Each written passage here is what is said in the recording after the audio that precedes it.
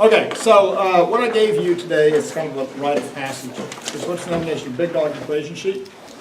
And this has taken on a life of its own over the years. But basically, this has, for the most part, every equation that you're going to need throughout the year. And what will happen on any, you can write whatever you want on this, it's yours. But when it comes to like taking tests, what I will give you is a laminated version of this same thing, okay? So that way you're familiar with it, you know where all the equations are. It lists all the variables, it says what they are, all of that good stuff. You just have to know how to use them. Okay, so I'm never going to expect you to like memorize equations. You just have to know what they are and how to use them and how to implement them. That's it. So this is it. Put it. Some people like put it in like the clear sheet protectors. Okay. Whatever works for you, you know, just it's yours. If you want to decorate the dog, fine. Some people put checkerboards, some put like collars on it.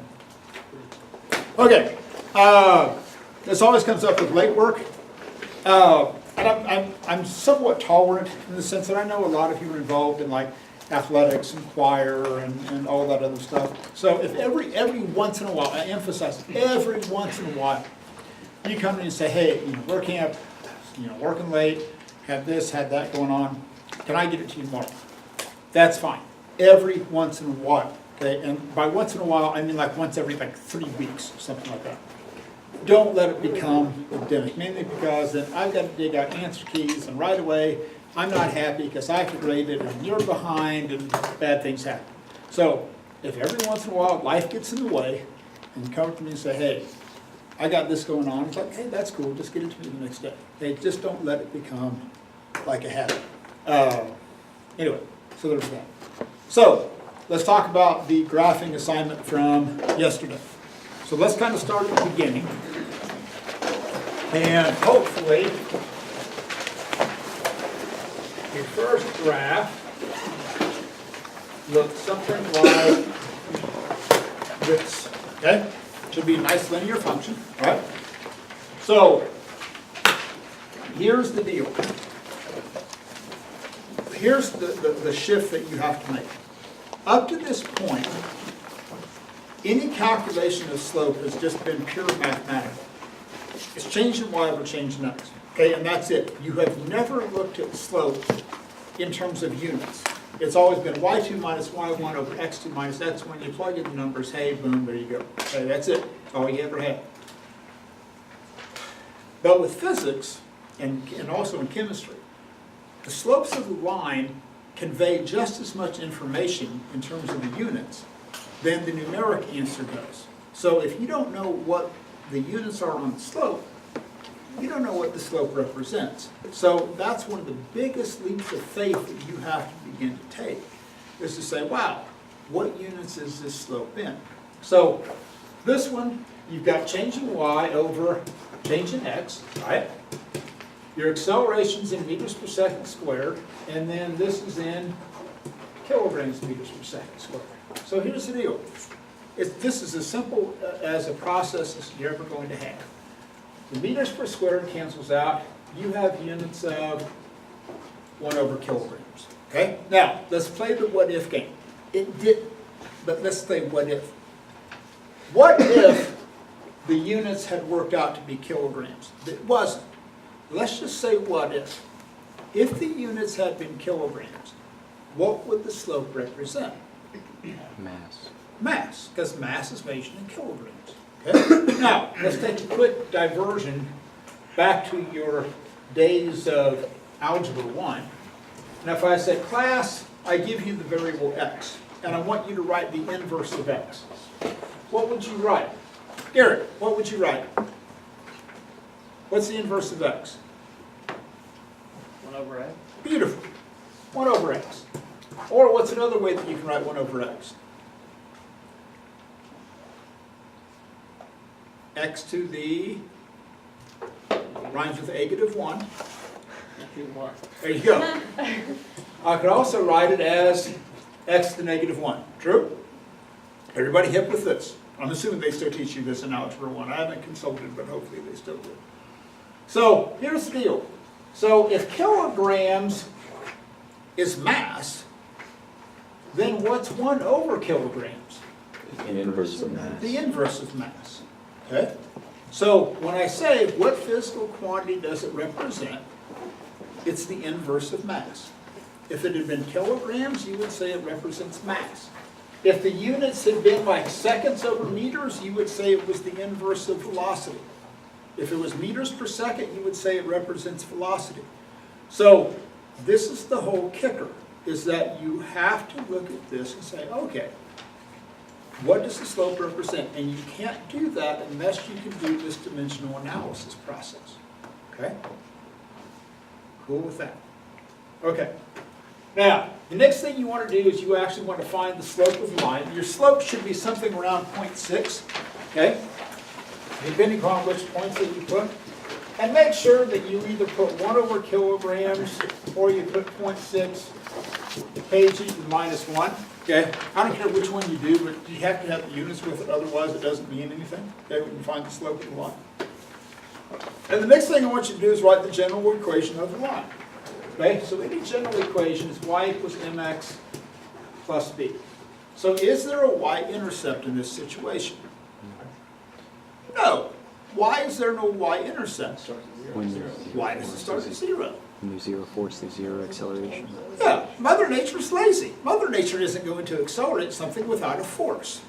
Okay? That's the reality. Nothing's going to accelerate without a force because Mother Nature is lazy. Mother Nature's like, I'm not going to do that. Screw you. You want it to accelerate? You apply the force.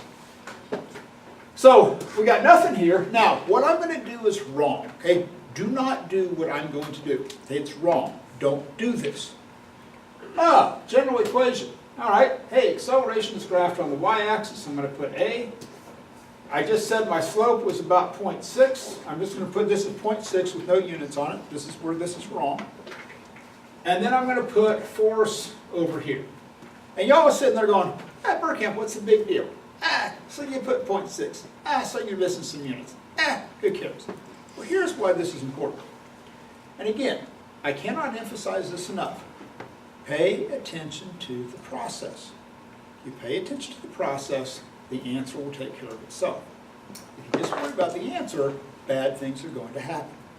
So, down below, I said, hey, how much acceleration corresponds with a force of 50 newtons? Okay, or is caused by a force of 50 newtons. Here's where this goes south. You come in here and you go, oh, okay, I want to take 0.6 times 50 newtons. Well, here's the problem. If I take 0.6, which has no units, and I multiply that by newtons, what units do I get? Newtons. I still get newtons. What's acceleration measured in? Meters per second. Meters per second squared. If I take 0.6, which has no units, and multiply it by newtons, I don't get the right units for acceleration.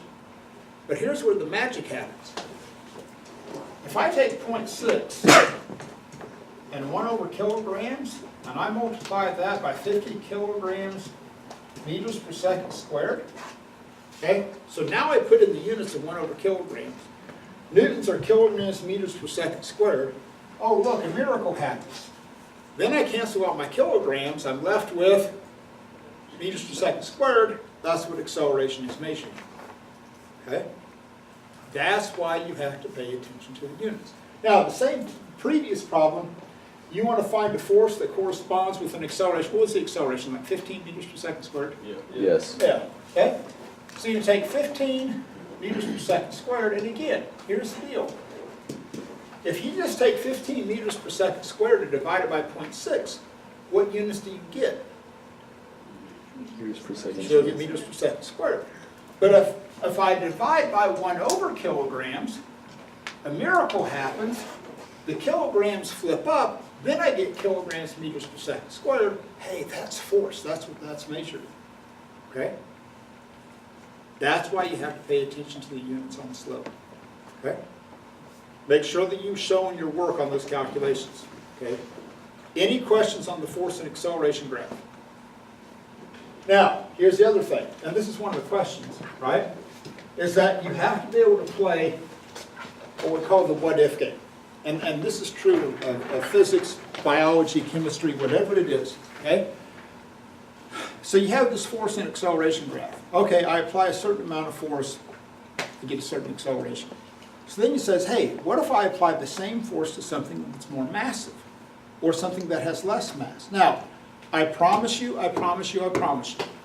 test coming up on Friday, I'm going to give you questions on a force and acceleration graph. I promise you I'm going to. Okay, mark my words. So let me give you a hint. I write all of the tests, okay? If I tell you something is going to be on the test, I'm not lying, okay? I'm not going to say, oh, this is going to be on there, oh, then you get the test and you studied it, and it's not. Trust me, okay? And it isn't like I get the test from somebody else and I look at them Friday morning and go, wow, I didn't cover that. I didn't know that was going to be on the test. No, listen to me. If I tell you it's going to be on the test, it's God's truth, okay? It's going to be on the test. So here's the deal. So this is a force and acceleration graph, right? So if I apply the same force to a much more massive object, what's going to happen to the acceleration? Go down, right? If I take the same engine that's in your car and put it on like a large cargo jet, the cargo jet is not going to have the same acceleration as your Honda Civic with the same engine, okay? Right? It's not going to. It'd be kind of cool if it did, but it doesn't. So if you apply the same force to something with more mass, you're going to get a smaller acceleration. Or to get the same acceleration, that would require more force. Okay? That's it. It's the easiest way to look at it. Everybody cool with that? Any questions on the force and acceleration graph? Everybody comfortable? Once, twice? Okay. Now, let's talk about the next graph.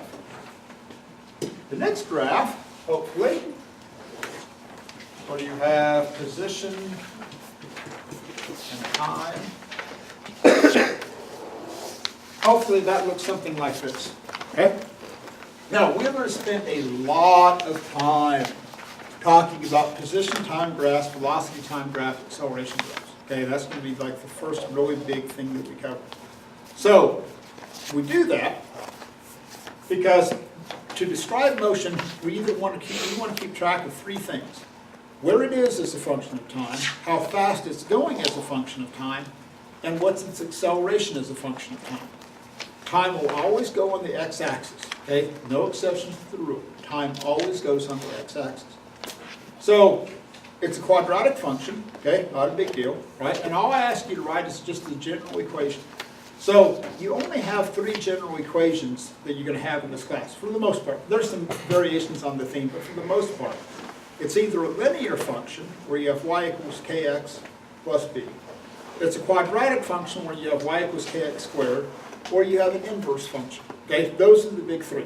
Sometimes we deal with square root functions and stuff like that. For the most part, 95% of the graphs that you draw will be covered by one of those three graphs. Okay, that's it, nothing else.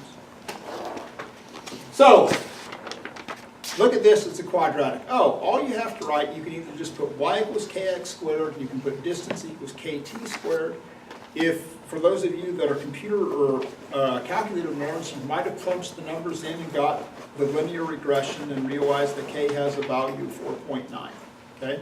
If you did, great. You don't have to. Okay, so we got that.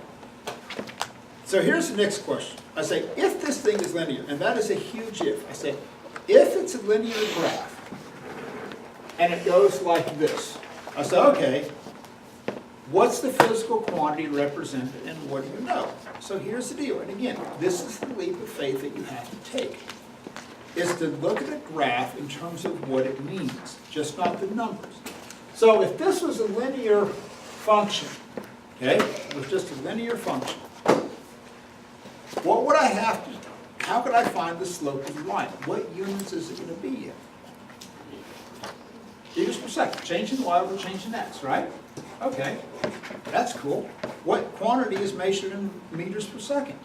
Velocity. Velocity. Okay, there's your answer. That's it. That's all you have to say. If it had been a linear function, it would be representative of velocity because it's meters per second. Don't make it difficult. There's your answer.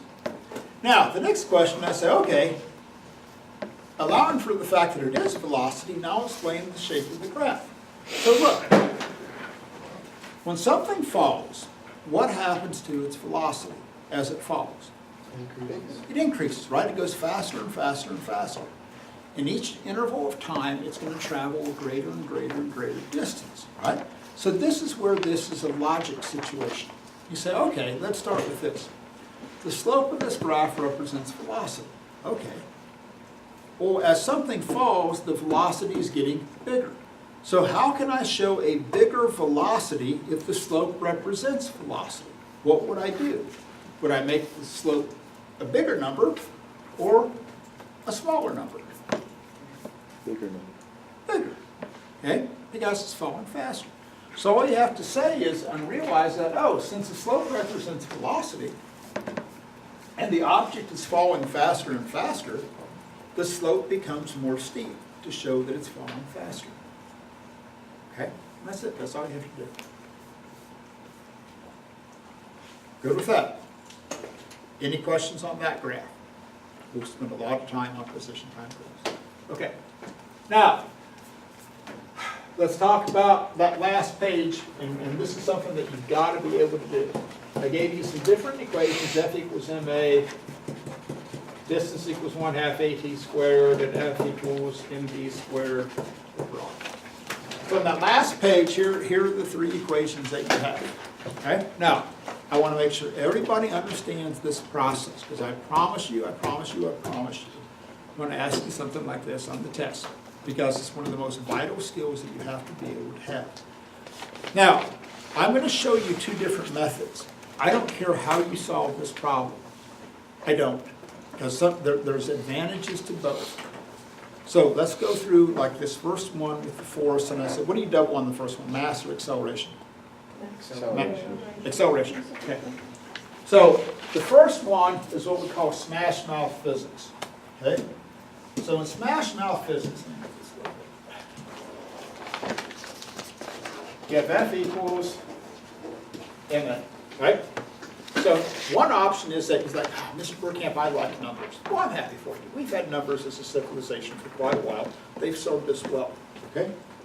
So one option is that you just pick a number. You say, okay, hey, I like a value of 1. Okay, I'm going to have 1 kilogram. What's the easiest acceleration that I could pick? No, there's an easier one. 1. Oh, I'm going to let that thing accelerate at 1 meter per second squared. Well, how much force is that going to take?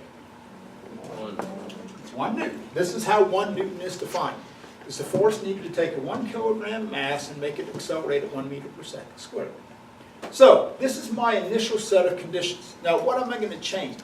What do I change in that problem? Acceleration. My acceleration becomes doubled, right? So, the new situation, I'm still going to have 1 kilogram, right? But instead of 1 meter per second squared, I'm going to have 2 meters per second squared. So that means the force now becomes 2 newtons.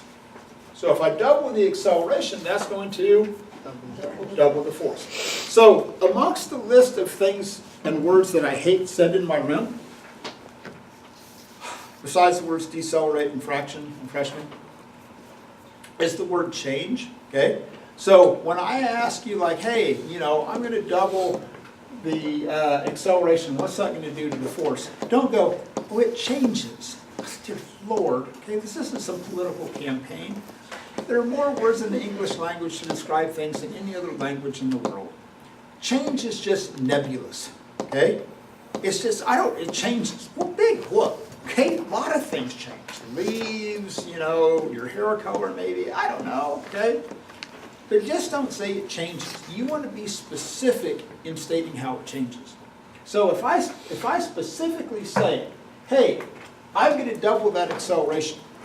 When I ask you what's going to happen to the force, don't just say, oh, it changes. No, okay? And just don't say it increases. I can live with increases maybe.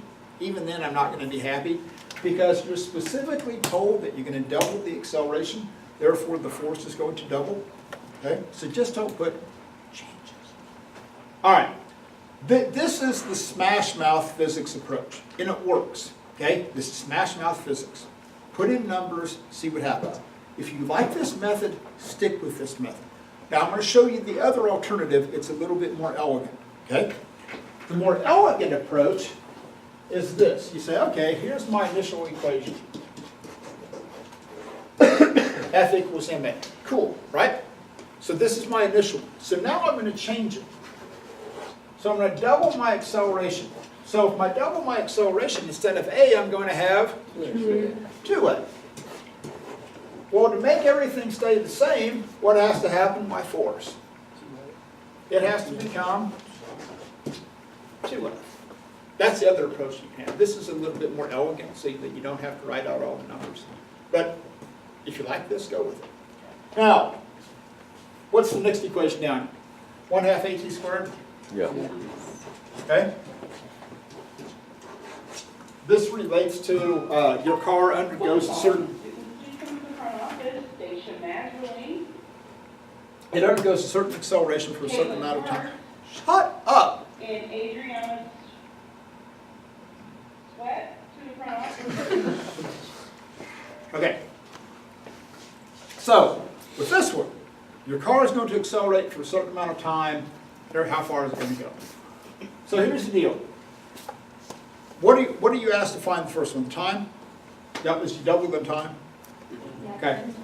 So if you go with the elegant approach, you're going to go, okay, 1/2 a, but what's going to happen to my time? It's going to double, so I'm going to put 2t, but that's going to get squared.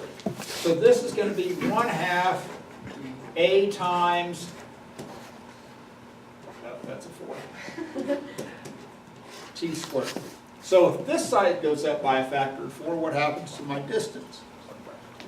It's going to go up by a factor of 4. Okay? This is the elegant approach. If you don't like this, and you like numbers, come in here and go, okay, I'm going to have an acceleration of 1 meter per second squared. I'm going to put in a time of 1 second. The seconds get squared, those cancel out, I get meters. So this would be like a 1/2 meter. 1/2 times 1 times 1. Then you can double it and go, okay, this becomes 2 seconds squared. So now it becomes 4 seconds squared, which gets you 2. And then you compare 2 to 1/2, you'll see that it goes up by a factor of 4. Okay? See that? Everybody cool with what I want on those? You can say it's double, it's going to decrease by 1/2, going to go up by a factor of 4. So basically, and then that last one where you have F equals mv squared over r. So this is something that's moving in a circle. So like if I take this rubber stopper and swing it around like this is describing how much force it takes to keep this rubber stopper moving in a circle. M is the mass of the stopper, V is how fast it's going, and then you've got the radius. So anytime you're dividing by something, if you make that number bigger, what's going to happen to the force? If this number gets bigger, my force is going to become smaller because you're dividing by a bigger number. But if I make the mass bigger, that's going to make the force bigger. Now, anytime something is squared, or worse yet, even cubed, any changes to that are going to be big because that number is squared. So just like with this, if I double the time, my distance goes up by a factor of 4. If I double this velocity, my force is going to go up by a factor of 4. Okay? Anything else? Are we cool? No other questions? Going once? Twice? So staple the labs to the back, or the graph to the back, and get those in again. Okay, so here's the last of the things that, in terms of skill sets, that you need with physics. And this is this idea of significant digits. And it's evolved over the years how I teach this. And more I stress the importance of it because significant digits, the rules for significant digits in and of themselves are horribly boring and they don't make any sense. It's like, why bother? I mean, who cares? They're significant digits, it's stupid rules that nobody really pays attention to. And it's easy to fall into that trap. But if you see significant digits as a method of actually doing science, then the rules actually make sense and they have meaning. So when you look at everything that we have measured in science, we've measured a lot of stuff. And I just have some random facts written up here. Don't write this down. I'm never going to expect you to memorize these. But if you look at like electrons, and you have a lot of electrons in your bodies right now. There's billions upon billions upon billions of electrons. Here's the cool thing about electrons. Every one of them that we studied has the exact same mass. It is like electrons, protons, and neutrons are like the ultimate cookie cutters. They all have the exact same mass, and they all have the exact same amount of charge. And that's what this 1.60 times 10 to the negative 19 coulombs. Okay, coulombs is the fundamental measure of electrical charge. Every electron, every proton that we've ever studied all has the exact same charge and has the exact same mass. Now, why, when the universe formed and energy began to coalesce and we begin to get matter, why electrons ended up with this particular mass? Don't know, but they did. Why they have this amount of charge? Don't know, but they did. Okay, let's accept it. But what's cool is that they're all the same. Every electron in your body is the same. It has the exact same amount of charge. It has the exact same mass. Same thing with protons, same thing with the neutrons. And you're going, oh, I feel them. It's kind of cool. No, you don't. Get over it. So, the other extreme that we deal with in science is like big stuff. Oh, mass of the Earth, 5.979 times 10 to the 24th kilograms.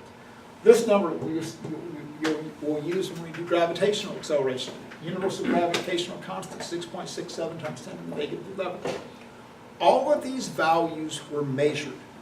And whenever we measure stuff, there's some uncertainty in that measurement. So, but over the years, we've kind of perfected the techniques to measure stuff. Measuring the mass of an electron was a huge technological challenge. Because, okay, it isn't like, hey, class, let's measure the mass of an electron.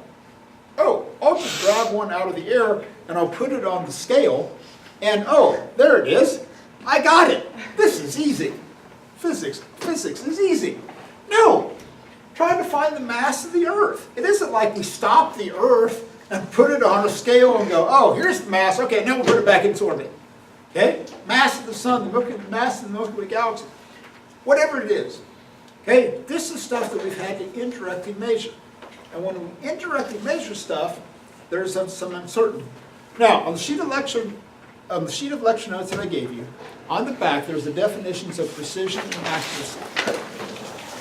A lot of people think they're the same thing. They're not. They're related, don't get it wrong. So let's start with accuracy. If you're talking about accuracy, you have to have an accepted value. Okay? You have to have an accepted value. So here's the drill.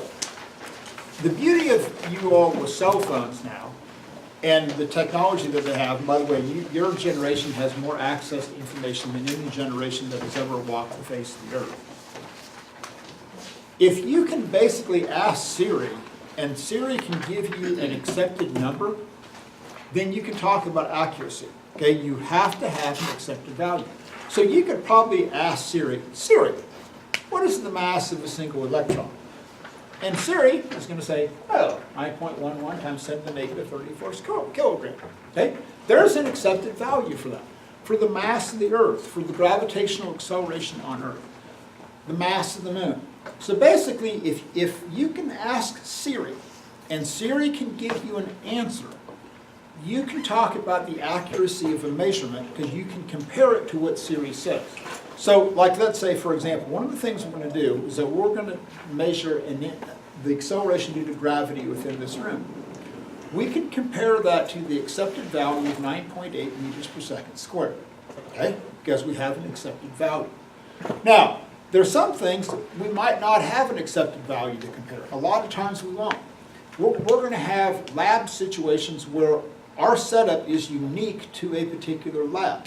So one of the things we'll do is we might have a cart roll across and we're going to measure how long it takes to travel 1.5 meters. Well, that's cool, but guess what? I can't ask Siri, hey, what's the accepted time for a cart in Burkham's ring to travel 1.5 meters? Siri's going to do nothing, okay? So we can have data, but we can't necessarily talk about accuracy unless we know that we can compare it to. Now, precision. Here's the easiest way to look at precision. On your tables, you all have an index card with a measuring device that I made up called a widget. Okay, it's an arbitrary length. Okay, so if you notice when you look at your widgets, there's 3 different types of widgets. One of them is marked off and just 0 and 1. That's it. You have a 0 mark and you have a 1 mark. That's it. Nothing else. Another widget has marks like this. 0, 1. So it's marked, it's laid out like this.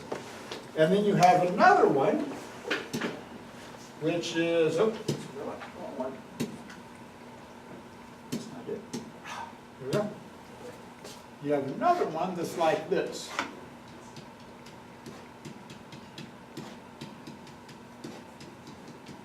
Okay? So, you have a 0 and 1. Here they're marked off in tenths. Here they were marked off in hundredths. So here's what I want you to do. You and your partner decide how wide that index card is using the measuring device that you have. And I want it measured in widgets. So I want the biggest dimension, I want that measured across, measured with the measuring device that you have. And then once you get it measured, come up here and write your measurement under whichever one that you have. The 0 to 1, mark off in tenths, mark off in hundredths. So, Max, stop that for a second. Okay, so let's look at what we've got here. Let's start with the terminology. Do you think you could ask your phone, Siri, what is the accepted length or the accepted value for the width of an index card measured in widgets? You could ask Siri that, guess what? You're not going to get an answer.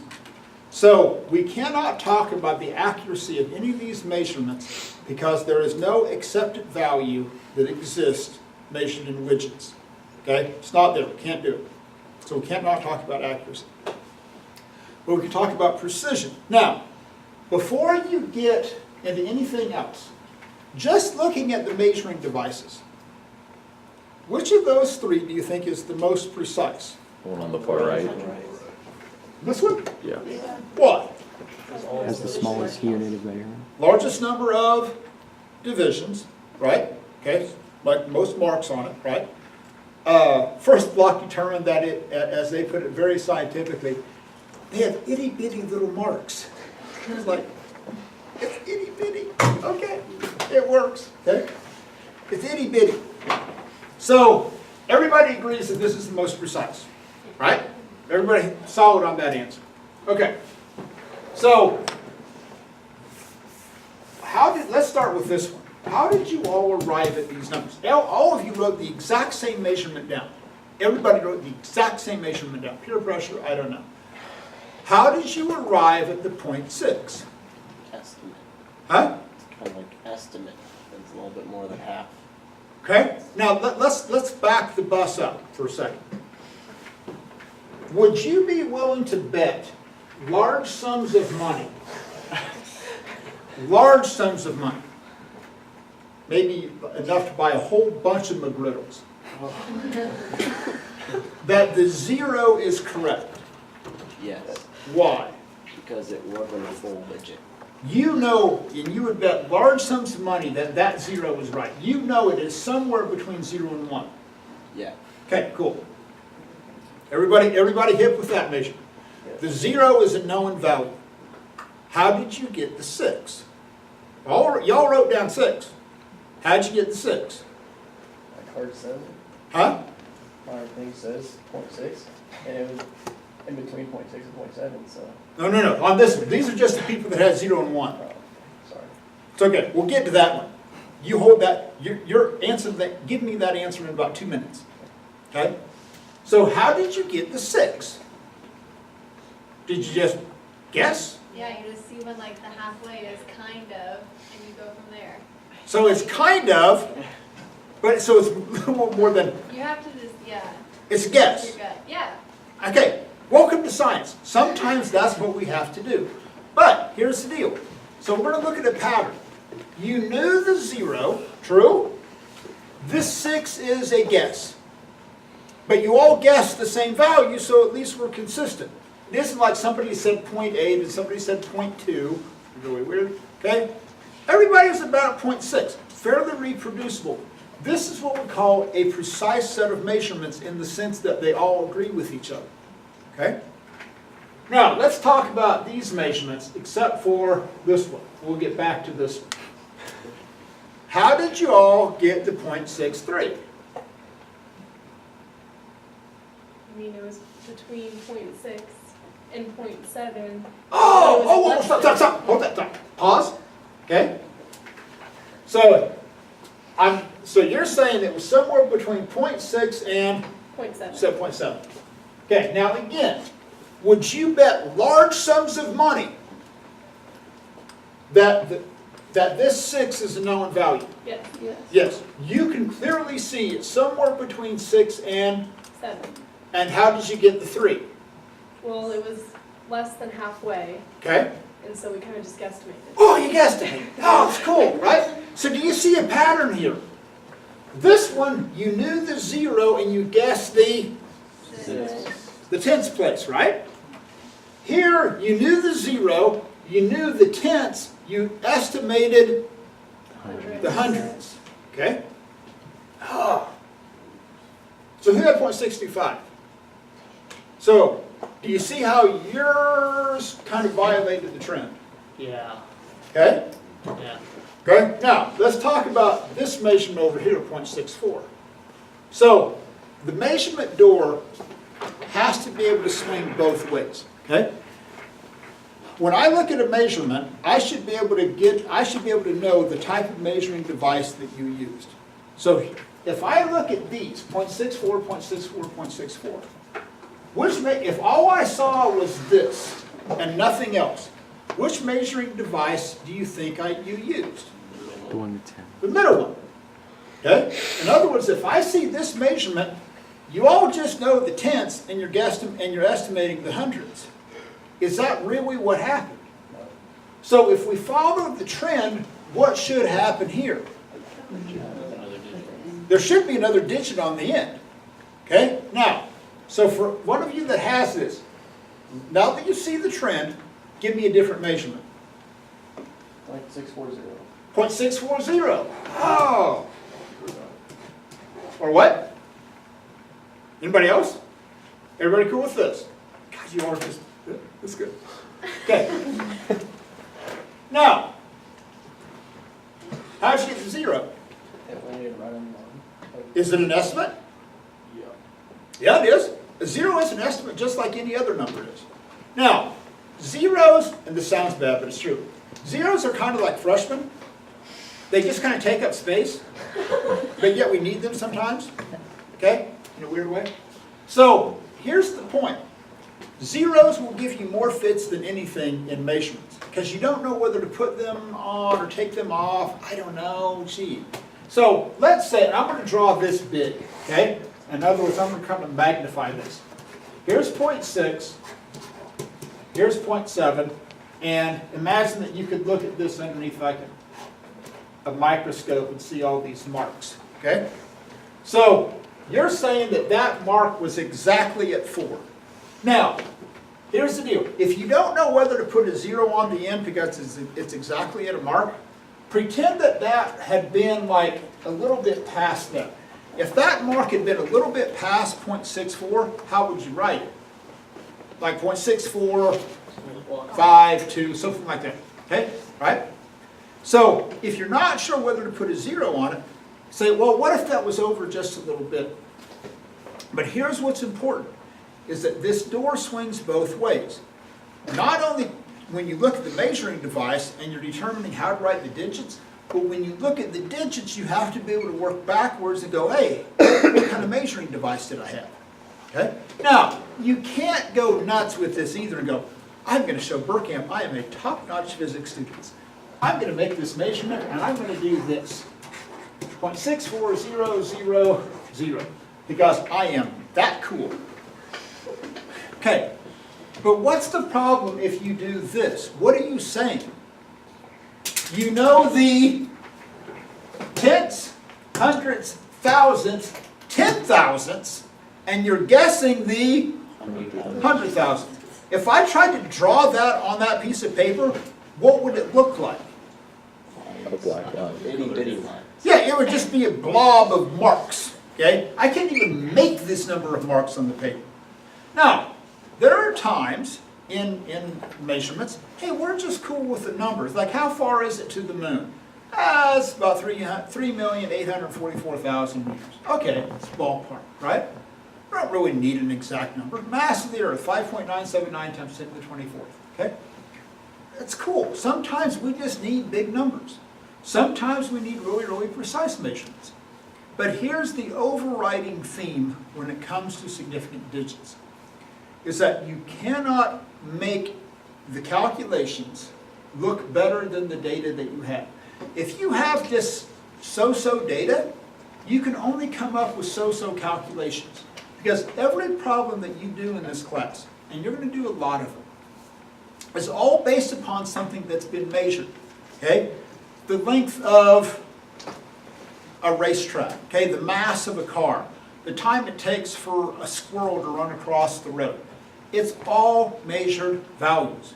Okay? It was really cool last night. I don't know if any of you have the Smithsonian channel. If you do, it's a great channel, especially if you're like a nerd like me. And so, anyway, so I started watching the show last night called Mighty Planes.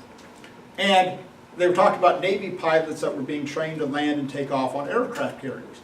And they were going, oh yeah, we go from like 0 to 150 miles per hour in 3 seconds and all this. I'm watching, oh hey, that's a great physics problem.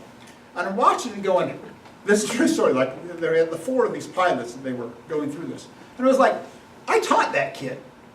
And it turned out there was a kid by the name of Brent Berger, and this kid like took physics in this room. And so I happened to be flipping through the show, it's like, hey, I taught that kid physics. And so it was kind of cool to watch a nationally televised show and like, wow, this is one of my former students. As a matter of fact, Brent was 1 or 2 kids that helped me string up the stapler hooked up with the mast that you all use. So Brent was one of the 2 kids that helped me set that up. And so now he's like a pilot taking off on aircraft carriers. And so anyway, little side note, it was kind of a cool deal. Okay, so you got this, right? Okay. Now here's another way that you can approach this. Here I've got 3 different graduated cylinders. Okay? Now, when I'm mixing up stuff for AP Chemistry, sometimes I just need like big quantities. I don't need really, really precise measurements. Other times when I'm mixing stuff up, I need very, very, very precise quantities. And I choose which graduated cylinder I'm going to use. So here's another way that you can look at this. So if you look on this one, so how much, how much, you're sitting here, you can see this better than I can because I'm looking at the back. So I got 300 and 400. So what does each mark represent? 10. 10. Okay? All right, so I'm going to go, so you're saying I'm going to go to 310, 320, 330, 340, up to 400. Okay?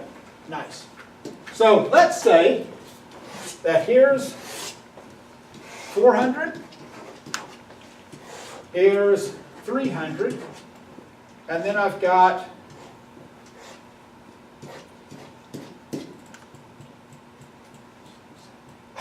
one more mark. There's one. Okay? And let's say that the fluid level is right there. Where do you always measure the level of the fluid? Bottom, otherwise known as the viscous. Nice, nice. That's varsity work there. Okay. So this is 300. There's 400. So what can I call that? 335 milliliters. Well, there's 300. This is 320, 330. There's 340. So this is going to be 335. Okay? Now, can I do this? Can I say, oh, maybe it's 335.6 0. If I put 335.0, why is that not right? Because you're saying you know the 5. Exactly. I'm saying I know this, I know, in other words, I know that there would be like marks in between, and then I'm estimating the tens place. So this is just 335. So again, follow this pattern. You estimate one more place value than what you need. So if I have to measure out like an exact quantity, I'm not going to use that cylinder. If I need to measure out exactly 10 milliliters of fluid, I'm not going to use that cylinder. But if I mix it up like a large quantity for like a simple Chem 1 demo, hey, all day long, right? But I'm not going to use that if I have to have a very precise measurement. Okay, so set this off to the side. Okay, now, what are those divisions? I think it's 5. 5? Yeah. Okay, so, well, with 35 to 40, but so then each mark in between would be, Be 1. yeah, Sorry. okay, we're good. Okay, I don't think that's right, okay. So, here's 35, here's 40, and we have these marks. Now, how much does each one of these marks represent? 1. 1. So if that level sits in here, let's say it's exactly at that mark. It's exactly at that mark. What's the measurement going to be? 37.0. 37 or 37.0? 37.0. Why not just 37? Because we know the cylinder. Because if you just see 37, what are you going to think? Your estimate. Yeah, I'm thinking all I know is that there's 40 and there's 30, and I just, we bought these at like the Acme discount graduated cylinder store, okay? And it's like, here's 40, here's 30, and there is nothing in between, and there's the mark. That's about 37. Cool, great. Get screwed buying these. Okay, well we did, right? We stepped up to the plate. Hey, we got some good graduated cylinders here. And we've got this mark. So that's going to be 37.0. So again, you can look at a measurement and think, wow, now I know how this thing is laid out. Got that one. Nice. Okay, now we got one more. So what are these marks going to represent? Whoa. Oh, 0.1? 0.1. Oh, these are going to be 0.1. Ah, okay. So this is like 9, this is 8. Okay, and the mark's going to be something like this. Now each mark represents 0.1. So I'm going to write this. It's going to be 8.45. All right. 2 known values. Last place is it's an estimate. Okay? Cool with this. Which one of those 3 would give me the most accurate measurement of fluid? No, it's a trick question. No, don't fall for it. Which one would give me the most accurate answer? None. None of them. What do you have to talk about accuracy? An accepted An value. Ask Siri. Siri, how much fluid is in the 500 milliliter graduated cylinder in Mr. Burkamp's room that he's using as a demo on August 20th at 12:50? No, Siri's going to flip out and go, here's what I found. Okay? Some bohemian website. I don't know. Okay? Bohemian polka. That'd be weird. Okay. There is no accepted value for this. Okay? It's not there. You cannot talk about the accuracy of any of those measurements. Can you talk about the precision? Yes. All day long. But I cannot talk about the accuracy of it because I don't know what the accepted value is. And you all kind of flip out and go, what do you mean we can't talk about accuracy? You can't. Get over it. It's not a big deal. There's any number of things you can't talk about. You know, biology. It's one of those I don't think you talk about that. Okay. Now, we're going to do 2 primary methods of operations in this class. Adding and subtracting and multiplying and dividing. So, here's a visual way to show you what happens when you add numbers. So, here I've got this big graduated cylinder, right? And let's say that we said that measurement that fluid in there was 336 milliliters. Okay, that's as big as we can get, 336 milliliters, right? We know the tenths, we know the hundredths, this is our estimate. Now, I'm going to take out of here one single drop of water, and I'm going to add 1 drop of water to that. I added 1 drop. Do you think it's going to change this measurement? No. Why? It was insignificant compared to the rest. Yeah, it's insignificant compared to the greater volume. Okay? Did I change the volume? Technically, yes. Is it enough to make any difference? No. Okay? So here's the problem with calculators. Is that, let's say that the drop of that water was 0.02 milliliters. Okay? So if you take into your calculator and you punch in 336 plus 0.02, your calculator is going to tell you the answer is 336.02. Okay? And this is a deeper philosophical debate because you all view your calculators as like an oracle. And this is like how the gods communicate with you is through the calculator. Okay? And the calculator gods have spoken, and you have an answer of 336.02. And you feel like you have a moral obligation to write down all of these digits because the calculator gods have spoken through the oracle, and it says, oh, like incense comes out, and it says, here's the answer. And it's like you are deathly afraid that the calculator, like you're going to upset the calculator gods, and it won't work for you if you don't write all down, if you don't write down all of the numbers. You can't. Your calculator lied to you. Mathematically, this is the answer. Physically, does it make any sense to add, to make that change? No, because I can't measure it. So here's the deal. So when you're adding or subtracting, you have to look at the least precise measurement.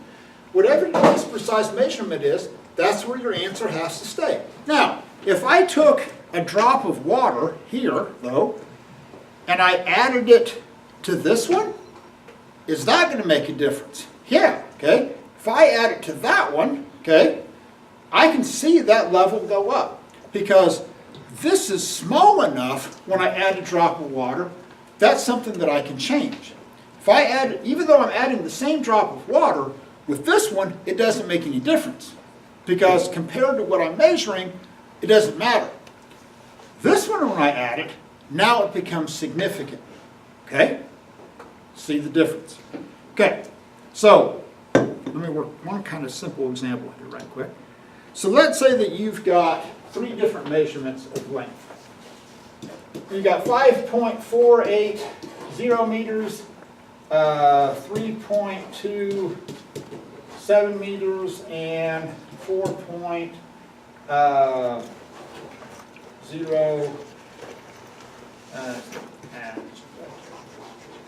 4.2. I want to add these together, okay? So, did I use the same measuring device each time? Yeah. No. Which one was the most precise? Top one. Top one. Which one was the most accurate? No, I don't know. You don't know. I don't know what I'm measuring. You know, if I'm measuring, you know, the width of this room, okay, hey, there's an accepted value. If I'm measuring, you know, the width of a hydrogen atom, we have completely jacked this whole thing up. It's like, what's a hydrogen atom? 5 meters. Wow, that's big. Okay, so we're going to add these together. So here's what you ought to do. I want somebody to take your calculator and add these numbers together.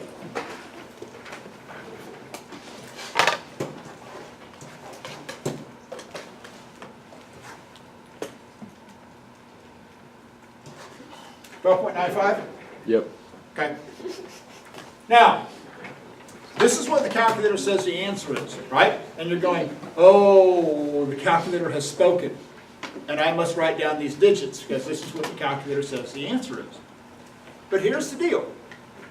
When you do calculations, and this is what I'm telling you is the overriding theme of significant digits, you cannot make an answer look more precise than your worst data. Okay? So what's the least precise measurement that I have up there? 4.2. 4.2, right? So the least precise measurement that I have goes to the tenths place. That's it. So how am I going to have to write my answer? 13.0. To the tenths place, right? I can't leave this, because if I leave this as my answer, what are you gonna think about my measuring devices? They were all. Yeah, they're spot on, man. Okay, I'm gonna think that I had tenths, hundredths, and I was estimating the thousandths place. That's not what I had. One of those measurements was like that. Don't get me wrong, but this is like the weak link. This is the weak link in the precision chain. So since this is only good to tenths, I have to write this answer to the nearest tenth. But here's where this one gets a little bit weird. So I look to the right. This is a 5. So what are you going to do? Round it. So am I going to write the answer as just 13? No, Why? Because if I put it at 13, why is that wrong? you're saying you're guesstimating the 3. If you see 13, you think you know the tenths, and you're only estimating the tenths place, you're estimating the ones, right? So I'm shortchanging myself here. So what are you going to have to do? 0.0. 13.0, okay? Because that's least precise measurement. Cool with this. Same thing is true if you subtract, okay? So when you're adding or subtracting, look at place values, okay? The number of significant digits doesn't have anything to do with this. It's the least precise place value. Okay, Max, stop that for a second. Okay, stand. Oh, you're all ready to go. Okay. All right. So up here on your board, I've got 4 different measurements. 5,200, 5,202, 5,202.1, 5,202.10 meters. Are they all the same measurement? No. Okay. They have the same numbers, right? But one of the things that you have to be able to do is recognize and count what we call the number of significant digits. Okay? You're going to use the number of significant digits when you're multiplying or dividing. So one of the things you have to be able to do is count the number of significant digits. So here's the deal. And this will make sense now in the greater scheme of things of how this all fits together. So there's 2 rules, whether or not you have a decimal point or not. So if there's not a decimal point, like 5,200, so in other words, I'm saying, hey, how far is it from here to May South? It's about 5,200 meters, okay? It's a ballpark. It's 5,200 meters. I don't know the exact measurement. It's 5,200. So if there's not a decimal place, you find the first non-zero digit and you count left. So these zeros are like freshmen, okay?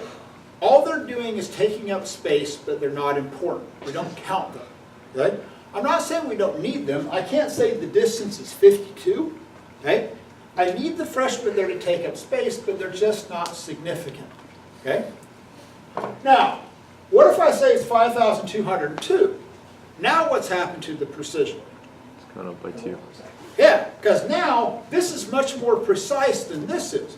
In other words, with this one, I know it's 5,000, and I estimated the 200, okay? So I'm estimating 200 meters. 200 meters is like a football field length. So this is like basically 5,200, give or take a football field, okay? That's kind of what we're saying. And sometimes that's all we need. Give or take a football field. Hey, this is how far it is to May South. This one, I got a much more precise measurement. Oh, 5,202. Again, there's no decimal place. So you find the first non-zero digit, what happens to be a 2, and you count everything to the left. Now, this 0, still a freshman, but it's like this is a freshman that's cool enough to hang out with the upperclassmen. Okay? So it's like he's there, still a freshman, but you know, maybe it's like this is like your freshman little brother. Okay? That's walking with you down the hall. Still a freshman, but it's cool. He's with me. We'll count him. These, they're out on their own, whatever. Now, if there's a decimal place, you count to the right. Okay, so when you say decimal place, you count to the right. So you find the first non-zero digit, and you count everything to the right. So this is going to have 1, 2, 3, 4, 5 significant digits. Okay, so this one's going to have 5. This one's going to have 4. This one is just going to have 2. So it's just these two, all of these, boom. Now, here's the question. Do you think that 0 on the end of this measurement is important? It is. Yeah. Because It's very important. Why? that tells us that you know the 1 and you estimated the 0. Yes, with this one, I know the 2 and I'm estimating the 1. tenths. This one, I know the tenths and I'm estimating the, so zeros on the end are significant because it's conveying information about the precision of the measuring device. Because if, in other words, I should just write the same number, but by putting that 0 there, I'm conveying information about the precision of the measuring device. This has another set of divisions that this one doesn't. That's why that 0 is important. Now, so in this case, if there's a decimal place, you count right. So you go 1, 2, 3, 4, 5, 6. So this is going to have 6 significant digits. Now, there's a couple of situations that you need to run into. Let's say that you've got this distance here, but this 0 is actually like a known value, okay? In other words, this isn't just taking up space. This is like a cool freshman, which is an oxymoron, but go with the story. So this is a cool 0, okay? We need to count this one. So there's 2 ways that you can do this. The old school way is that you put a line over the top of it. With that one, we're saying, it's a freshman, but it's like you put your hand over him and going, but he's cool, right? He's with us, it counts, it's all right. Okay, that's one way to do this. The other thing that you can do is put it in scientific notation. Scientific notation is the catch-all thing, because everything that you write in scientific notation is significant. So I can also write this as 5.20 times 10 to the third. Anytime you see anything in scientific notation, everything that you put here is significant. So it takes the guesswork out of it. So that's the beauty of scientific notation. Okay, now, let's say that you've got 0.00120, decimal place. How many significant digits are there in that number? 3. Which ones? You start where? Yeah, here's a decimal place. You find the first non-zero digit and you count everything to the right. So this is going to have 3 significant digits. Or you could write it as 1.20 times 10 to the negative third. Okay? Again, everything that you're going to show in scientific notation is significant. Now, here's the deal. So let's look at another example. So I'm going to take 10.02 seconds, and I'm going to multiply that by 3.72 meters per second. So here's a little corgi that's running at 3.72 meters per second. He's going to run at 3.72 meters per second for 10.02 seconds. Okay? Now, when you multiply or divide, now you worry about the least number of significant digits. Not about place value, least number of significant digits. So how many significant digits does this have? 3. 10.02 has 4. So my answer can only have 3 significant digits. So somebody get out your calculator and tell me what the oracle says. Take 10.02 times 3.72. 37.2744. What do you get? 37.2744. 2744? Yeah. Now what units do I have? Meters. Just meters. Okay, do I get meters per second squared, or do I get meters? Meters.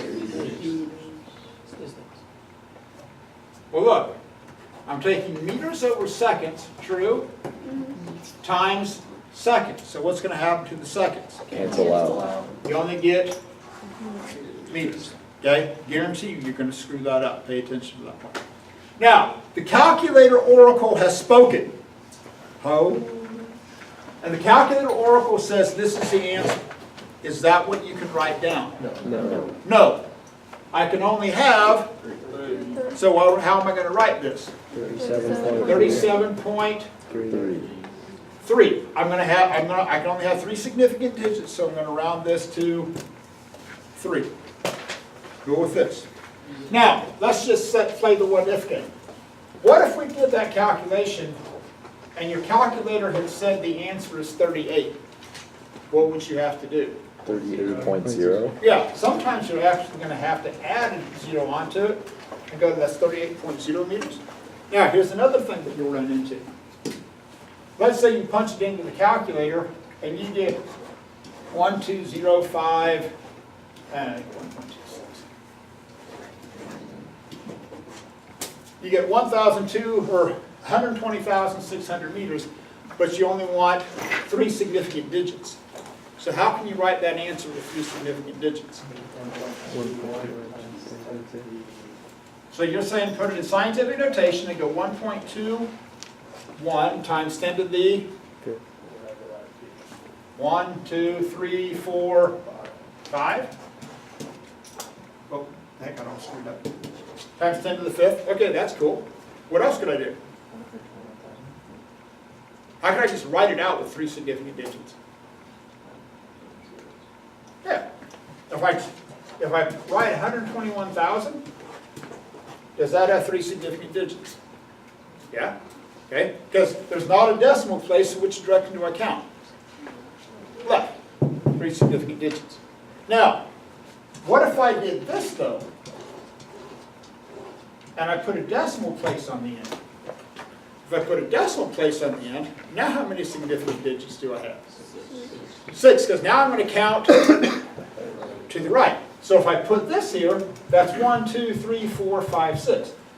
Decimal places are huge in terms of showing the number of significant digits. Okay? Cool? Got it? Okay, stop that. Okay. So basically, the rules of significant digits, this is what's on the front of the first page. Okay, here's everything that I just summarized in the last hour. Okay, so if you're not sure, here you go. Here's the biggest thing.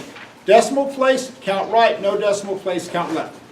So on 1 through 9, all you have to do is count the number of significant digits. That's it. There's no mathematical calculations to do. When you get to 10 and 11, you're adding these numbers, okay? Or subtracting them. When you add or subtract, do you worry about the least precise measurement or the smallest number of significant digits? Least precise. Least precise. Number of significant digits has nothing to do with this. It's the least precise measurement. So what I would recommend, either write them out, like stack them all, and so you can see what the least precise measurement is, or if you can just look at the numbers, make a mark over the least precise measurement, and then that way you know, oh, this is where I have to round it. Okay? On the back side, 12 through 14, do the mathematical calculations, but I also want the answer in scientific notation. Be careful, if you're not cool with your calculator, when you're punching these numbers in, like 10 to the negative 6, all Texas Instruments have an EE key for that exponent. Don't type in like times 10 to the negative 6. Like if you're doing that 6.60 times 10 to the negative 8th, punch in 6.60 and then find an EE key, hit that, and then punch in negative 8. Because it's really going to screw up your order of operations if you punch in the times 10. You can do it, but you have to be very, very careful with the brackets. The EE key is just much easier. 15 through 18, just do the operations. If you want to put the answer in scientific notation, great. If you don't want to, that's up to you. 19 through 24, you're just writing down the number of significant digits again. 25 through 30, you're going to do the calculations, and I want the answer with the correct units. 30, 31, 32, and 33, we're actually going to do in class tomorrow. If you want to do them, you can, but I want to make sure that you know how to do these. And then 34, you can handle. So, there you go. You're on your own. Be free.